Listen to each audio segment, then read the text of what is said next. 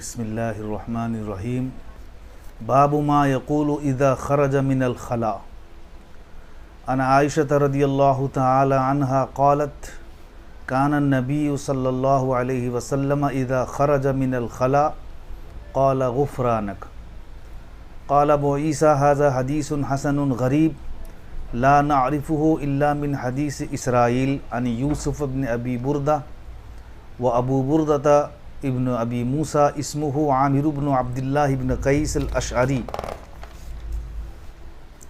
ولا يعرف في هذا الباب الا حدیث عائشہ رضی اللہ تعالی عنہ۔ جب بیت الخلاء سے نکلے تو کیا کہے؟ باب ما یقول اذا خرج من الخلاء۔ اس سلسلے میں حدیث شریف حضرت عائشہ رضی اللہ تعالی عنہا سے مروی ہے۔ وہ فرماتی ہیں کہ کان النبی صلی اللہ علیہ وسلم اذا خرج من الخلاء قال غفرانک۔ نبی صلی اللہ علیہ وسلم جب بیت الخلاء سے نکلتے تو غفرانک فرماتے۔ معلوم ہوا کہ بیت الخلاء سے نکلنے کی ایک دعا غفرانک بھی ہے، دوسری دعا جو ابن ماجہ شریف میں ہے، جو مشہور اور معروف ہے، جو عام طور سے پڑھی جاتی ہے کہ الحمدللہ الذی اذھب عنی الاذی وعافانی۔ تو لہٰذا اگر دونوں پر عمل کرنا ہو تو بہتر یہ ہے کہ دونوں کو ملا لیا جائے اور کہہ دیا جائے غفرانک الحمدللہ الذی اذھب عنی الاذی وعافانی۔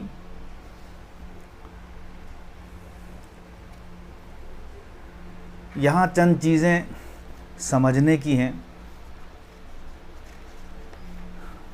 اگر کوئی شخص بیت الخلاء میں استنجا نہیں کر رہا ہے بلکہ جنگل میں، بیابان میں یا میدان میں استنجا کر رہا ہے، وہ دعا کب پڑھے؟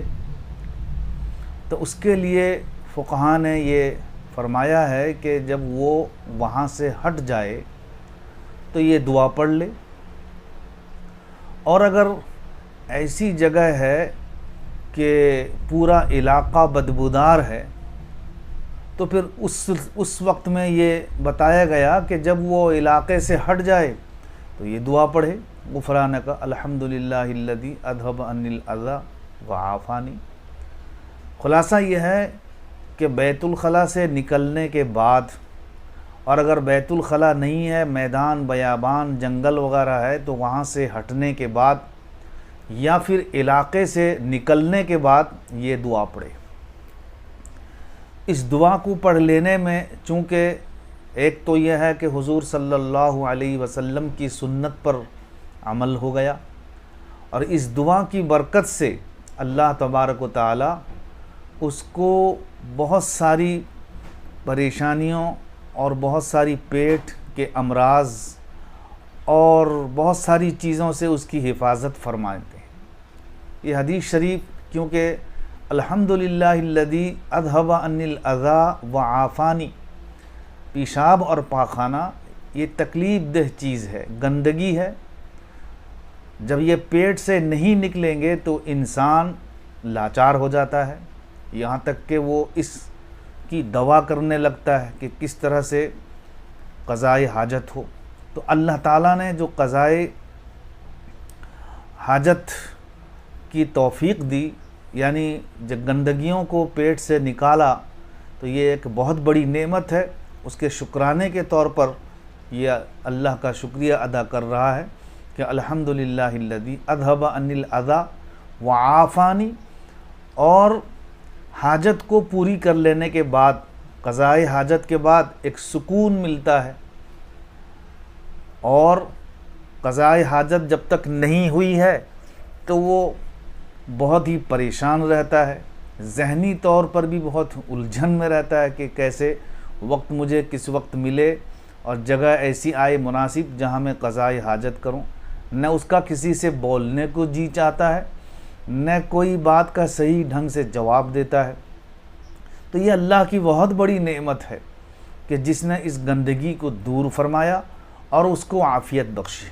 یہی وجہ ہے کہ غفرانک میں کہ اللہ تبارک و تعالیٰ نے اپنے حبیب سرکار دو عالم صلی اللہ علیہ وسلم کو یہ بتایا کہ آپ امت کو تعلیم دیں، بتائیں کہ وہ اس پر یہ دعا پڑھیں۔ یہیں سے وہ سوال بھی حل ہو جاتا ہے، وہ اعتراض بھی اٹھ جاتا ہے، جو اعتراض یوں کیا جاتا ہے کہ نبی صلی اللہ علیہ وسلم معصوم ہیں، گناہ سے پاک و صاف ہیں، تو آپ کا استغفار کا کیا معنی رکھتا ہے کہ آپ کو اللہ نے یہ تعلیم دی اور سکھایا، بتایا کہ آپ غفرانک بولیں؟ کیونکہ غفرانک یہ مفعول مطلق ہے اور اس کا فعل محذوف ہے، اور یہ محذوف ہونا واجب ہے۔ اغفر غفرانک، کہ یہ چونکہ اس میں غا، غین، فا اور را کا مادہ ہے اور یہ چیز ڈھانپنے کے معنی میں آتے ہیں، تو غفرانک کہ جس میں گناہ ہو پھر اللہ تبارک و تعالیٰ اس کو اپنی رحمت کے آغوش میں ڈھانپ لیں۔ تو یہاں تو گناہ کا وجود ہی نہیں، یہاں گناہ ہی نہیں، نبی معصوم ہیں، تو پھر معافی مانگنے کا کیا معنی ہے اور اس کی کیا وجہ ہے؟ تو اس کے کئی جواب دیے گئے ہیں۔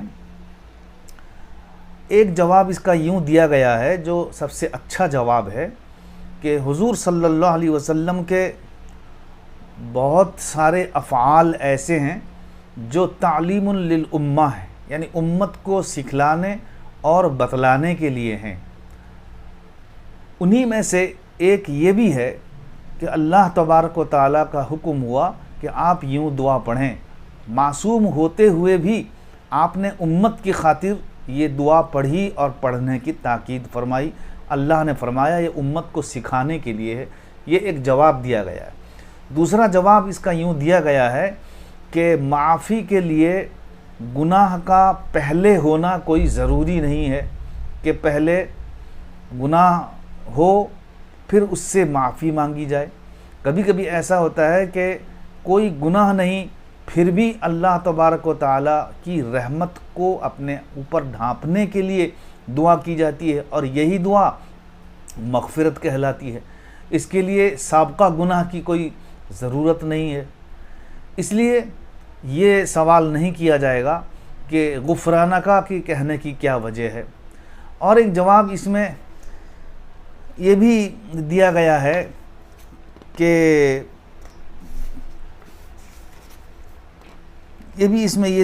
ہے کہ حضور صلی اللہ علیہ وسلم نے کو جو اللہ کا حکم یہ ملا کہ غفرانک، اس حدیث کے مطابق جو امام ترمذی نے یہاں پیش کیا ہے، تو اس کا ایک جواب یہ ہے کہ اللہ کا حکم یہ بھی آیا ہے کہ آپ استغفار کیجئے، اس بات سے بے خوف ہو کر، یعنی اس بات سے استغنا کر کے کہ آپ معصوم ہیں یا آپ کے پہلے کوئی گناہ ہے یا نہیں ہے، اس بحث میں نہ جاتے ہوئے اللہ کا حکم ہے۔ اللہ نے فرمایا فسبح بحمد ربک واستغفرہ، تو یہ اللہ کا حکم ہے۔ اس لیے حضور صلی اللہ علیہ وسلم کو حکم ہوا کہ آپ قضاء حاجت کے بعد یہ دعا پڑھیں، تو غفرانک۔ تو ایک چیز یہ ہے، تو اس میں یہ چیز بھی ہے کہ جب حضور صلی اللہ علیہ وسلم کو یہ حکم ہو رہا ہے تو امت، اگرچہ آپ کا یہ فعل تعلیماً للامہ ہے، تو امت کو سکھانے کے لیے یہ بہت ہی ضروری ہے۔ جیسے کہ وَأَمَّا السَّائِلَ فَلَا تَنْهَرْ، یہ اس کی ایک مثال ہے کہ سائل کو آپ مت جھڑکیے، تو جھڑکنے کا کوئی سوال ہی نہیں، جو رحمت للعالمین ہے اس سے جھڑک ثابت ہو یہ بہت ہی محال ہے، مگر پھر بھی اللہ تبارک و تعالیٰ آپ کو یہ ارشاد فرما رہے ہیں کہ وَأَمَّا السَّائِلَ فَلَا تَنْهَرْ۔ تو وہاں مفسرین نے یہ جواب دیا ہے کہ یہ صرف امت کے لیے ہے، یعنی در پردہ آپ کو حکم کیا جا رہا ہے، نہیں کی جا رہی ہے، منع کیا جا رہا ہے، لیکن در پردہ یہ حکم امت کے لیے ہے۔ ٹھیک اسی طرح سے یہاں آپ کو حکم تو ہو رہا ہے لیکن امت کو سکھانے کے لیے یہ بتایا جا رہا ہے کہ یہ دعا آپ پڑھیں غفرانک، اور اگر اس حدیث کو بھی لے لیں گے تو غفرانک الحمدللہ الذی اذھب عنی الاذی وعافانی۔ سند کے اعتبار سے امام ترمذی علیہ الرحمہ نے یہ فرمایا ہے کہ ھذا حدیث حسن غریب۔ تو معلوم ہونا چاہیے کہ امام ترمذی کا یہ جو فیصلہ ہے یہ استقرائی ہے، مطلب یہ ہے کہ انہوں نے اپنی جانکاری یا اپنے علم کے مطابق یہ فیصلہ فرمایا ہے، حالانکہ یہ حدیث شریف حسن غریب نہیں ہے، بلکہ دیگر دوسری کتابوں میں تقریباً 6 صحابہ کرام سے یہ حدیث مروی ہے۔ یہ حدیث کیسے غریب ہوگی؟ تو لہٰذا امام ترمذی نے اس حدیث شریف کو جو حسن اور غریب جو کہا ہے اس کا صرف یہی جواب ہے کہ امام ترمذی رحمۃ اللہ علیہ نے اپنے گمان کے مطابق فیصلہ فرمایا ہے، اور جو حدیثیں دیگر صحابہ کرام سے تقریباً 6 صحابہ سے مروی ہیں وہ معروف بین الناس نہیں تھی، لوگوں کے درمیان مشہور نہیں تھے، اس لیے امام ترمذی رحمۃ اللہ علیہ نے اپنے گمان اور اپنے علم کے مطابق فیصلہ فرمایا ہے۔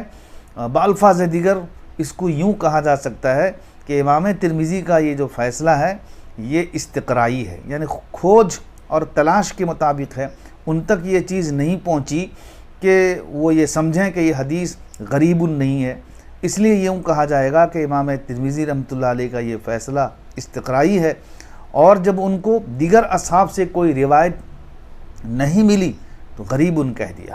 واللہ اعلم بالصواب۔